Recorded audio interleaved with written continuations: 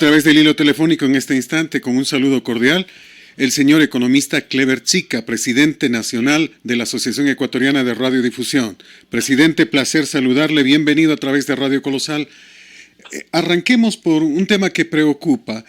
Fundamedios el día de ayer hace referencia a que medios de comunicación tendrían una grave afectación por el COVID, pero sobre todo por la paralización de la economía, lo que nos preocupa. Entiendo que usted ha hecho una serie de gestiones importantes, sobre todo para tratar de ayudar a que los medios tengan liquidez, y esa liquidez podría venir precisamente de una gestión para conseguir que el Consejo Nacional Electoral cancele deudas que tienen prácticamente un año hacia los medios de comunicación. Presidente, bienvenido, gusto escucharle. Mucho gusto, saludos cordiales para toda la audiencia y saludos también a usted, querido compañero Fernando Salazar, que indudablemente este trabajo que a diario hacemos desde la comunicación radial va siempre o busca el beneficio de la ciudadanía en particular. Bueno, ya entrando en materia, el tema de Fundamedios, yo no quisiera referirme como tal, más bien si quisiera comentar que hoy por hoy las economías a nivel mundial, no solamente por el tema coronavirus, sino antes del coronavirus, en el caso de Ecuador, ya nuestra economía estaba teniendo problemas. Tanto es así que la meta de crecimiento para el año 2020 se había fijado en 0%. Es decir que el Producto Interno Bruto en el año 2020 no iba a crecer. Ese es un indicador macroeconómico. Y ese es el reflejo de la producción de los bienes finales. O sea, el concepto de Producto Interno Bruto es la producción total de los bienes finales en un año.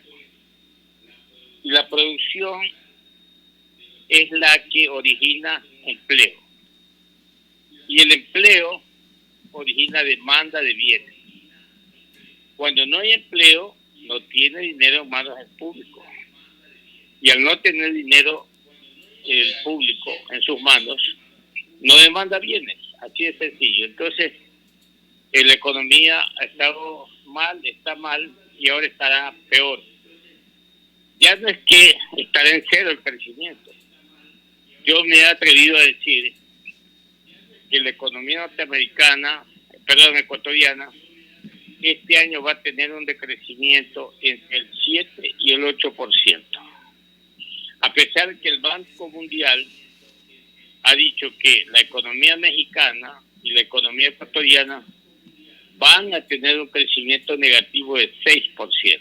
Yo en cambio digo 7 y hasta 8. Pero bueno, 6 ya es enorme. No se diga 7 y 8. Estaríamos hablando ya de 6.000 o 7.000 millones de dólares, ¿no? Porque el Producto Interno Bruto... No. Eso significaría un decrecimiento en relación al Producto Interno Bruto si la meta del PIB, Producto Interno Bruto, es para este año 100.000 millones. Ajá. Entonces va a significar que la economía va a decrecer en 7.000. Es decir, va a perder 7.000 millones. En vez de... Claro. O sea, claro, vamos a claro. endeudarnos en 7.000 millones para hacerlo más explícito. No, eso no tiene nada que ver, eso es otra cosa. Estamos hablando de la producción de los bienes y servicios. Perfecto. Entonces, si el gobierno a través del Banco Central y el Ministerio de Finanzas se fijó un crecimiento de 100.000 En el PIB ya no va a ser 100.000, sino va a ser 94, 93 o 92.000 millones. Eso le va a significar menos empleo, por ejemplo. Entonces, ahora, ¿qué consecuencias trae esto? La economía ecuatoriana ha arrastrado una deuda y arrastra una deuda muy pesada, que es prácticamente impagable. Por otro lado, esta situación económica del Ecuador nos trae un problema muy serio con la producción y la exportación y venta del petróleo ecuatoriano. Es decir, el precio del barril de petróleo ecuatoriano también decreció y estuvo a menos $37 la semana antepasada. Hoy, lunes 4 de mayo, ha cerrado en $18. $18 no cuesta la producción de un barril de petróleo. Cuesta, según el Ministerio de Energía, entre 22 y $25. O sea, significa que hay una pérdida todavía en la producción del barril de petróleo. No se diga en los ingresos para el país, de tal manera que no tiene el país hoy un ingreso de parte del petróleo. El otro problema entonces ya se agrava, en lo económico, la economía ecuatoriana, es por el coronavirus. Entonces, los agentes económicos, es decir, la familia, la empresa, el mismo gobierno, dejan de producir. Entonces, ya los impuestos, la recaudación de los impuestos baja, por ejemplo. Ya las exportaciones no petroleras han bajado también. Entonces, es una situación muy crítica y aparte de eso, no tenemos dinero en el Ecuador. Esta situación general, global, en el Ecuador, nos conduce a las empresas a tomar decisiones. Y en este caso particular de los periódicos, ya en el mundo, el New York Times de Nueva York, el Washington Post de Washington, la BBC de Londres y tantas agencias también de información han tenido que reducir su personal porque no alcanzan los ingresos para sostener la operación. En el caso de los periódicos tienen un problema muy serio, que sus materias primas, es decir, el papel periódico cada día crece más en su valor.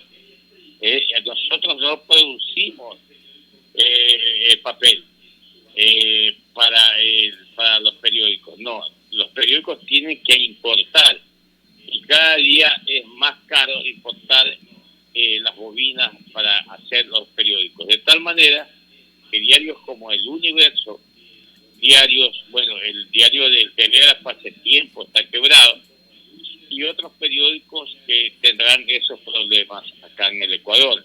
Tanto es así que El Universo ha tenido que lamentablemente despedir más de 100 empleados la semana pasada. 150 entonces, se dice. El problema no es, termino con esto, el problema no es entonces de únicamente el gobierno, el tema también, el problema es del mundo, mi estimado Fernando. Y es una verdad, presidente. Y se dice que han salido periodistas también de Canal 1 y que otros medios estarían a punto de cerrarse. Por eso precisamente La Hora, por ejemplo, por eso se dice es muy válida la gestión suya para tratar de que se paguen deudas que tiene el gobierno con medios de comunicación desde hace rato, ¿no? Presidente. Bueno, mire, el proceso electoral último, que se eligieron las autoridades seccionales, alcaldes y prefectos. El Consejo Nacional Electoral invirtió $36 millones, de los cuales 22 millones en radio y los 14 millones entre televisión, periódicos y vallas. De esos 22 millones de la radio, han abonado más o menos 4 millones de dólares. Casualmente, el día de hoy, hablamos unos mensajes con el señor ministro de Finanzas y probablemente hoy o mañana en la mañana vamos a fijar los tiempos que nos van a pagar finalmente estas acreencias por concepto de la publicidad que las radios transmitieron oportunamente en el proceso de campaña electoral en el año 2019, en el mes de febrero. Es decir, Eso, que deudas que tienen sí, más de un año. por supuesto, tenemos exactamente de marzo acá, abril, mayo, tenemos 14, 15 meses. Y hay que decirle a la gente, Esta porque situación. muchos no saben, mi querido presidente, que nosotros no cobramos intereses, que nosotros tenemos que esperar, que cumplimos el trabajo y nos pagan después, que tenemos que hacer un papeleo inmenso y aparte presentar pruebas, es decir, grabaciones de toda la programación demostrando que hemos cumplido al 100%. No es que estamos reclamando algo, sino que estamos reclamando un pago de un trabajo hecho, ¿no? Solamente si nosotros cobráramos lo mínimo hoy, que es la tasa de interés pasiva en los bancos, del 6%, si usted multiplica 6 por 12, 6 por 2 es 12. Es decir, a nosotros tendrían que pagarnos 12 millones de dólares más. 12 millones de dólares más por conceptos de intereses. Si cobráramos intereses, ¿no? Pero como usted dice, lamentablemente no cobramos intereses. Y ya prácticamente nuestro dinero viene debilitado porque los precios han subido, porque todo va cambiando. Y eso nos toca, esa es la suerte que le toca a los medios y particularmente a la radio. Pero yo tengo mucha confianza que este mes de mayo terminaremos cobrando todas esas acreencias, Fernando. Ojalá, porque es importante para el funcionamiento de los medios. Es liquidez que es necesario en la economía. Presidente, en este ámbito de cosas, hay un criterio en la población en este instante que el gobierno ya no se endeude más, ya no pague más, ya no asuma deudas. Y en esto hay mucha gente que dice, a ver, primero que la asamblea disminuye el número de asambleístas, que las universidades reciban menos dinero, que desaparezcan un montón de entidades, por ejemplo, entidades de transparencia. Y en ese mismo ámbito de cosas se viene hablando de que ya el gobierno no pague a los candidatos. ¿Cuál sería su criterio? A mí no me parece mal, solo que regresaríamos 10, 12, 13 años atrás, cuando uno hablaba con el candidato, firmaba un contrato, cobraba el dinero y le hacía la publicidad. Es decir, sin que el Estado tenga que pagar, sino que el candidato que quiere celeste, que a él le cueste. ¿Qué opina usted sobre esto? Bueno, al respecto, nosotros cobrábamos y por adelantado, Fernando. Así era, sí. Por adelantado.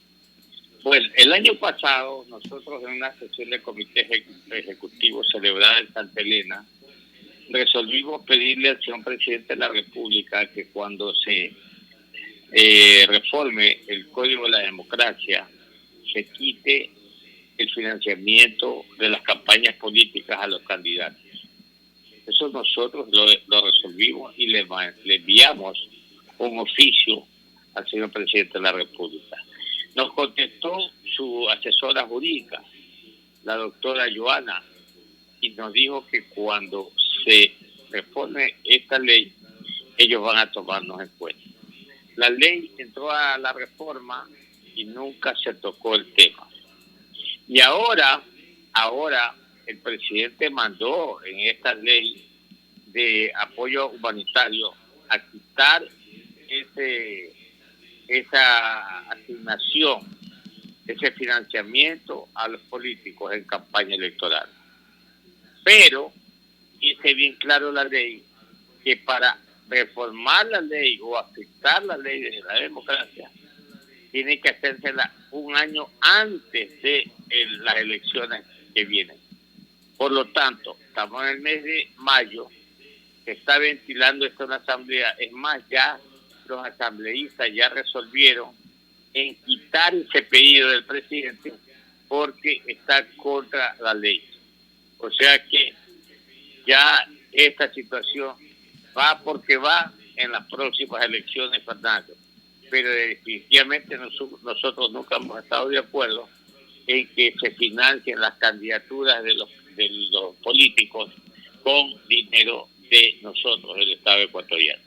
De acuerdo, presidente. Es lo correcto, que la gente se entere que los medios de comunicación no hemos pedido ese dinero, ni que nos están obsequiando, donando, ni nada. Es un trabajo que hemos hecho y que como todo trabajo tiene una remuneración.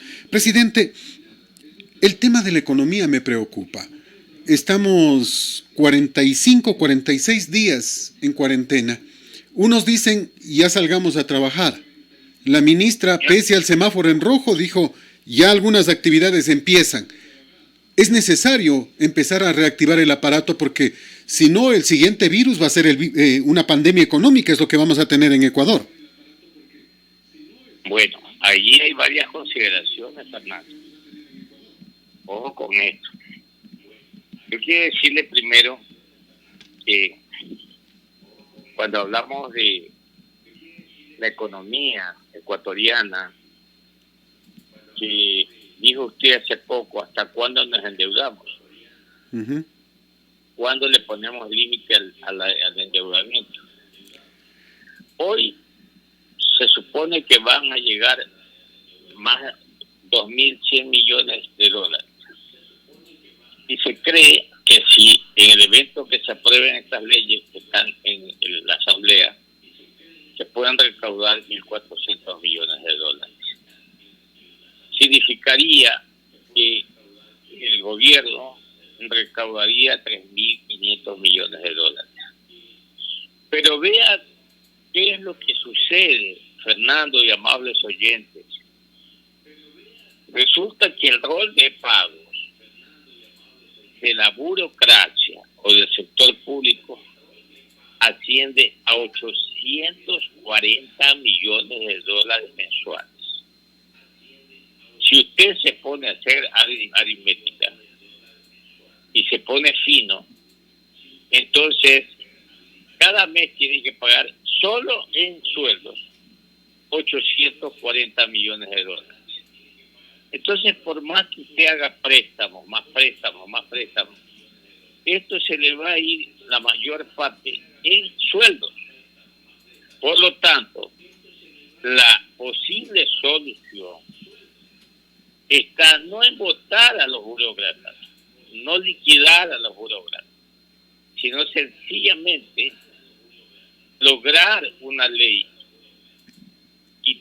quitar ese derecho que lo tienen los trabajadores, pero que lamentablemente no es oportuno al momento, dadas las circunstancias económicas y a su situación, seguir pagando los sueldos que tienen hoy los servidores públicos que, insisto, llegan 840 millones. Debe de haber una revisión muy estricta a las escalas salariales y bajarlas al 50% para que no sean 840 millones mensuales, sino que sean 420 millones de dólares, que es una cantidad que traería dos mejoras. La una, que bajaría considerablemente el déficit fiscal y la obligación del gobierno. Y la segunda, que ya no sería atractivo trabajar en el sector público. Porque recuerde usted que se volvió muy atractivo trabajar en el sector público porque los sueldos no bajaban de $2.000 mensuales. Entonces es obvio que el ciudadano y el ser humano busca siempre estar mejor. Y vio mejor trabajar en el sector público porque pagaba más en relación al sector privado. De allí que yo sí creo que hay que exigir o pedir o sugerir, como usted quiera decirlo, al gobierno nacional que vea esa salida de ajustar el rol de pago, porque ese es el gran mal, el gran obstáculo incluso para el crecimiento económico. Yo creo que ahí está el mal de todo lo que estamos pasando hoy por hoy aquí en el Ecuador. Economista, presidente, ahí viene el problema de nuestros dirigentes dinosaurios, pues, nuestros sindicalistas, que de ninguna manera permiten aquello. Ya pusieron el grito en el cielo. Bueno, y este es uno de los inconvenientes enormes. Conversábamos en días anteriores con Lucio Gutiérrez y él decía que en el tiempo de él el costo anual de la burocracia era 2.800 millones de dólares. Ahora con los datos que usted da, 840 millones multiplicado por 14, porque son 12 meses más 13º y 14º, estamos hablando tranquilamente de casi 12.000 millones de dólares, pues. Cifra que nos pone un dogal sobre el cuello a todos los ecuatorianos, porque al final quien paga los sueldos es el pueblo ecuatoriano. Entonces, la pregunta es, ¿cómo conseguimos que lo que ya dijo el presidente, que la realidad excedió la legalidad, se ponga en papel, en ley, y que realmente se bajen los valores, como usted mencionaba, un valor más manejable, 400, 420, 450 millones, no la cantidad que estamos pagando en este instante? Sencillamente tenemos que los medios de comunicación, Fernando, también tenemos que apoyar, tenemos que dar soluciones o sugerencias para solucionar los problemas. Pero lamentablemente algunos no lo hacen. Entonces siempre estaremos hablando de lo mismo. Y lo mismo es la deuda. Deuda y deuda y deuda. Y seguimos en ese círculo vicioso, Fernando. Nos endeudamos hoy, mañana recibimos un ingreso, pasado pagamos la deuda que tenemos y seguimos en ese círculo vicioso. Ingreso, pago, deuda. Deuda, ingreso, pago y deuda. Es un círculo vicioso. No hay capacidad de ahorro en el país, Fernando. Créanmelo. Entonces, ¿qué hacer? Ahí está una posible solución. ¿Qué más hacer? Achicar el Estado. Disminuir el gasto. El Estado. Disminuir el gasto ineficiente. Claro, hay que achicar el Estado, Fernando. Ya, esa es otra sugerencia a fin de poner más objetividad y más calidad en el gasto. Pues. El gasto corriente, mi estimado Fernando, está muy alto, pero también tenemos que decir honor la verdad. Esta es una herencia. Es que esto no lo ha hecho este gobierno. Lo que pasa es que este gobierno para mí sí se ha quedado en esos cambios, porque si los hubiera hecho, quizás estuviéramos hablando en otro lenguaje, Fernando. Usted decía hace un instante, y tiene razón, gasto después de otro gasto, préstamos y más préstamos. La sabiduría popular dice abrir un hueco para tapar otro, pero lo grave del caso es cuánto estamos debiendo en este instante. Lenín Moreno en su momento dijo que el gobierno anterior le dejó una deuda de 62.000 millones de dólares, deuda externa, más una deuda interna de alrededor de 30.000 millones. Pero entiendo que el señor Moreno se ha endeudado más o menos en unos 25.000 millones más. Es decir, ya estamos prácticamente, como dice el pueblo, embargados por completo, endeudados a más no poder. Señor presidente. Esa es la realidad. La realidad es que tenemos una deuda impagable, Fernando. Y definitivamente toca refinanciar esa deuda. Decirle a los acreedores, hermano, no te voy a pagar la deuda. Te la voy a pagar de esta manera. Porque yo no puedo ajustarle el estómago a los ecuatorianos. por pagar una deuda. Yo no puedo, no lo voy a hacer. Pero bueno, eso es lo que estamos esperando. Ojalá algún día se dé, mi estimado Fernando. Fernando Villavicencio, periodista de investigación, decía y hacía conocer que aparentemente el ministro de Finanzas se ha comprometido además en pagar, creo que son 800 millones en agosto, que tiene un compromiso firmado. Es decir, vamos a seguir no escuchando las necesidades del pueblo y cumpliendo la deuda. Yo no estoy en contra de los pagos, pero tiene que refinanciarse y renegociarse, como usted bien decía, presidente. Sí, yo entiendo que esos 811 millones de dólares que están a la espera para el mes de agosto, reiniciar una conversación para alargar este pago. Porque llegará agosto, Fernando, y no va a tener el Ecuador para pagar ese dinero. Eso saben perfectamente bien los acreedores. Ecuador no va a tener ese dinero. Así de sencillo. Lo que queda es refinanciar esa cantidad, pero yo haría un refinanciamiento global, pero a pagar a 100 años. Ya no sería la primera vez que Ecuador se endeude a 100 años. Ya terminamos de pagar la denominada deuda inglesa. Ahora vamos a tener que contraer otra deuda inglesa, no sé cómo la vayamos a llamar, la deuda china, la deuda norteamericana, la deuda del siglo XXI, no sé cómo la tenemos que llamar, pero tenemos que refinanciarla no menos que a 100 años, Fernando. Alberto Acosta Burneo decía hoy precisamente de que este es el momento, de que este es el instante, porque inclusive organismos multilaterales estarían dispuestos a apoyar refinanciamientos por la situación global, ¿no, señor presidente?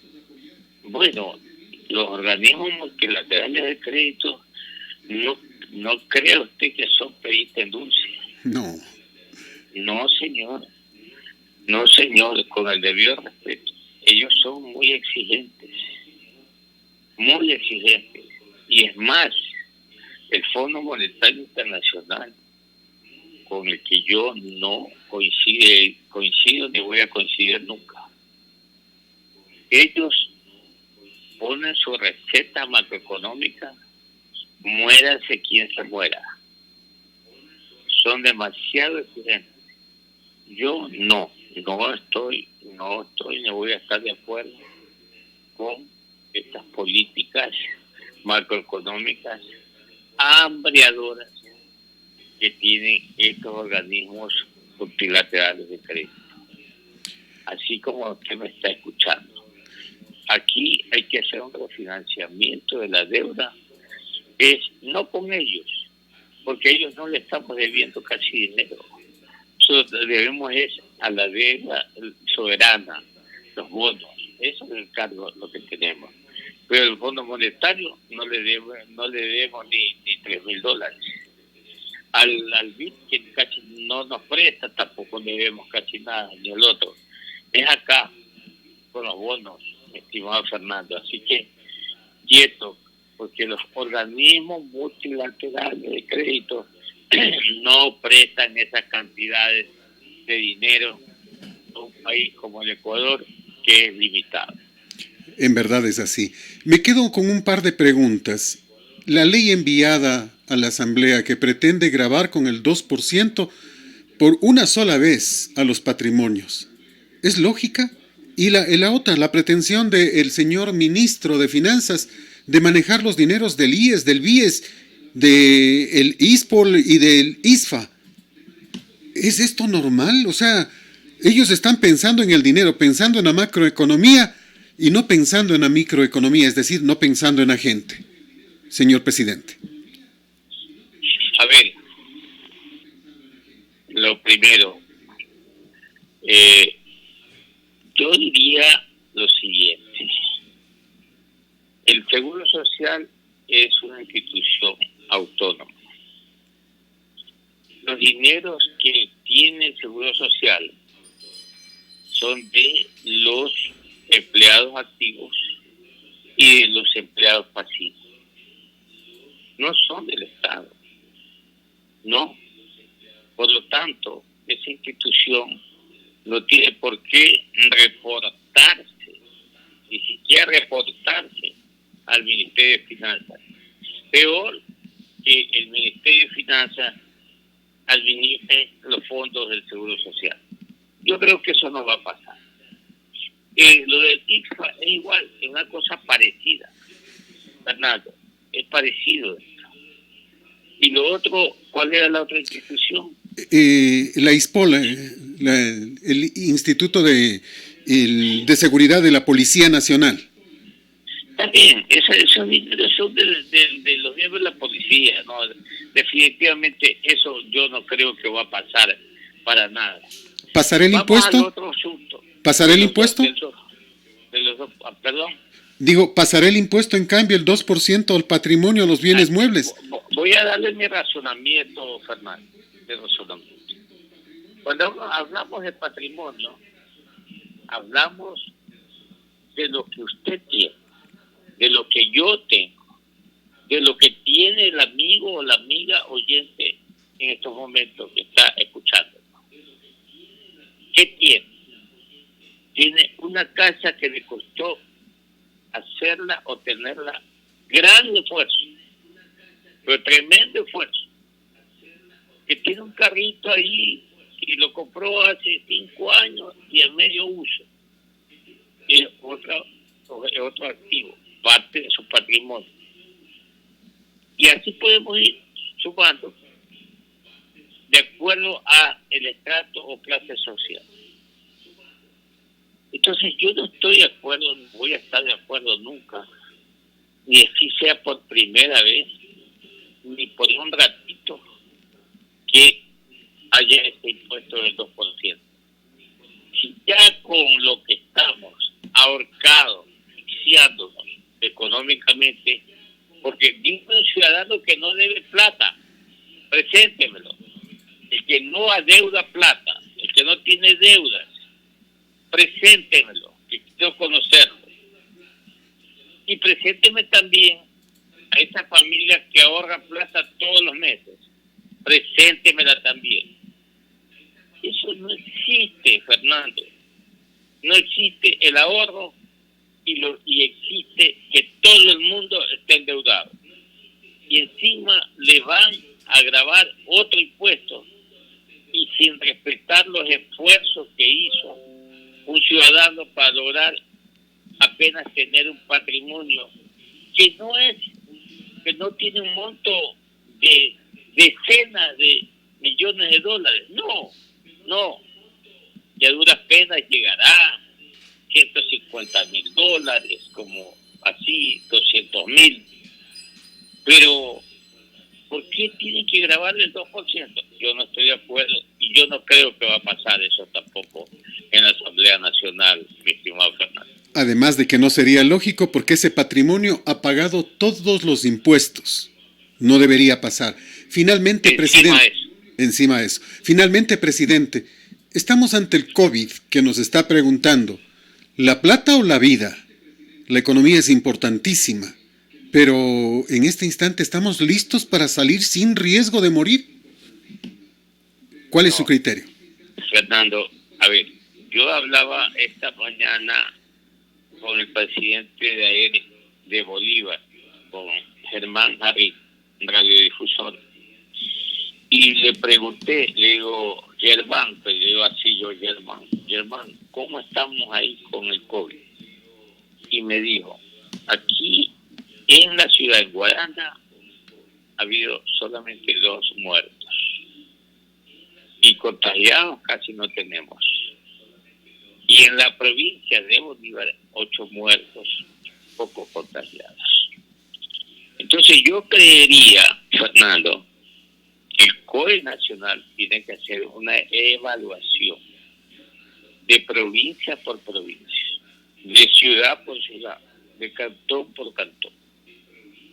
Pero si usted me pregunta en estos momentos de forma general, ¿debemos de salir a las calles o a lugares de trabajo? Yo le digo no. Le digo con toda la sinceridad que no. ¿Sabe por qué? Porque nuestra población carece de cultura y se desordena fácilmente. no tenemos la cultura de los alemanes o de los japoneses. Miren que Japón acaba de decretar todavía la emergencia. Y que estamos hablando de un país desarrollado, con otra cultura. Una cultura totalmente diferente al del Ecuador. Entonces, yo sí creería que esperemos 15 días más y hagamos las evaluaciones del caso. Primero es la vida. Yo me juego primero la vida. Eso es como cuando hay un accidente, Fernando.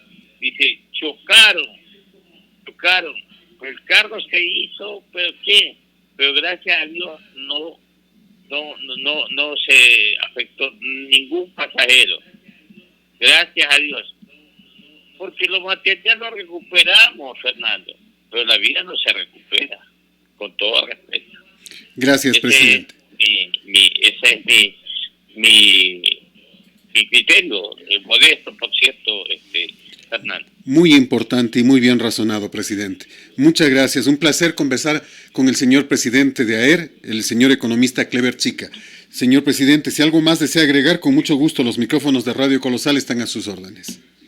No, Fernando, me da mucho gusto saludarlo a usted esta mañana.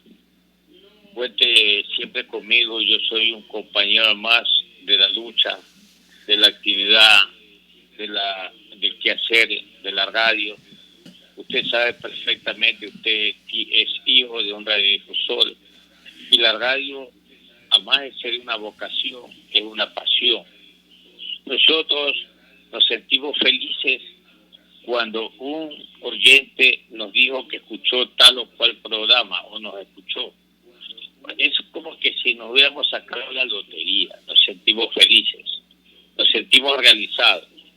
Nosotros generalmente no estamos viendo lo económico, Fernando, estamos viendo en la realización de nuestra actividad, de cómo estamos ayudando a la colectividad, en la orientación, a lo mejor hasta en la enseñanza. Pero ese es nuestro trabajo y eso es lo que nos gusta hacer todos los días, Fernando. Le mando un fuerte abrazo a usted, a los oyentes de Colosal, como su nombre lo dice, la Coloso de la radio allá en la provincia de Tungurahua. Le mando un fuerte abrazo. Y así estamos culminando. Les invitamos a escuchar más noticias mañana 5:30 en Colosal, a que sí le dice la verdad.